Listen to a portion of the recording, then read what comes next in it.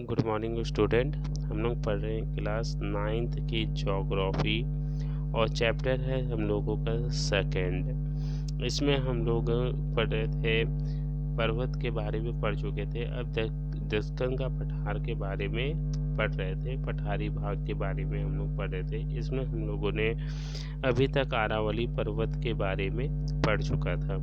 ये वाला हिस्सा हम लोगों का पठारी भाग है जिसके बारे में हम लोग पढ़ रहे थे, और इसमें हम लोगों ने आरावली पर्वत के बारे में पढ़ चुके थे। आज हम लोग इसी में देखेंगे पठारी भाग के अंतर्गत मालवा का पठार।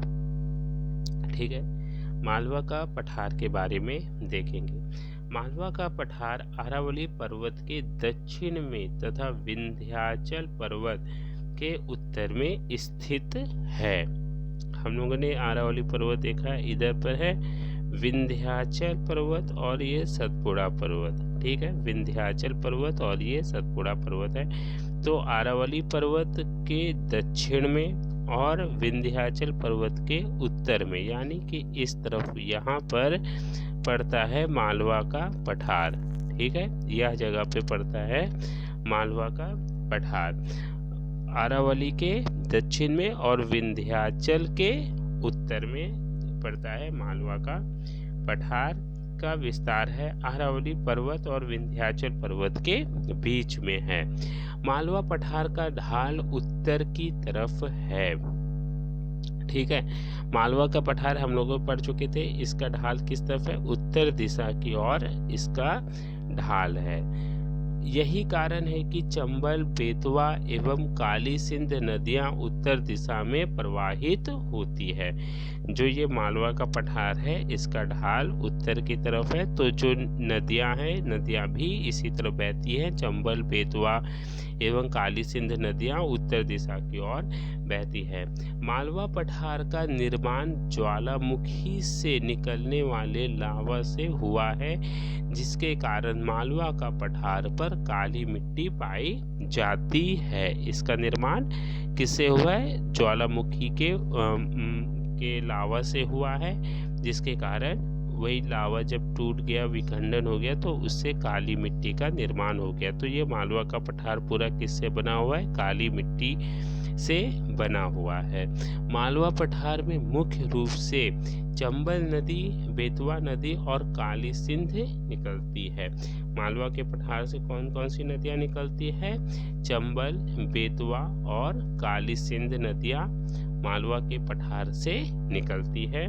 चंबल तथा उसकी सहायक नदियों ने मालवा पठार को अपरदित कर दिया है। ये नदियां काफ़ी समय से बहने के कारण क्या है?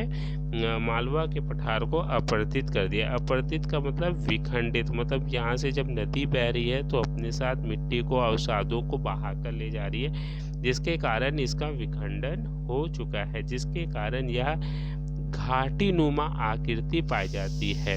मतलब नदी जब बहती है तो एक अपना रास्ता बनाती हुई है।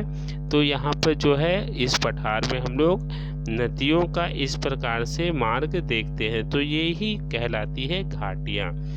नदियों द्वारा निर्मित घाटियाँ यहाँ पर बनी हुई है। चंबल तथा उसकी सहायक नदियों ने मालवा पठार को अपरदित करके बीहड़ में परिवर्तित कर दिया है। ऐसे अपर्दन को खडड अपर्दन या नाली अपर्दन भी कहते हैं। मतलब ये जो नदियाँ यहाँ पर बही है, तो नदियाँ जो बहती है तो एक नाली नुमा आकृति बना देती है। तो ये पूरे मालवा के पठार में हम लोगों को एक नाली नुमा आकृति दिखती है।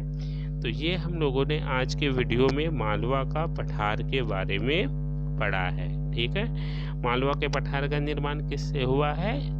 ज्वालामुखी उद्गार से हुआ है। मालवा के पठार से कौन कौन सी नदियाँ निकलती हैं? चंबल, बेतवा, काली सिंध नदियाँ निकलती हैं। मालवा का पठार कहाँ पर स्थित है? तो मालवा का पठार अरावली और विंध्याचल पर्वत के बीच में स्थित है।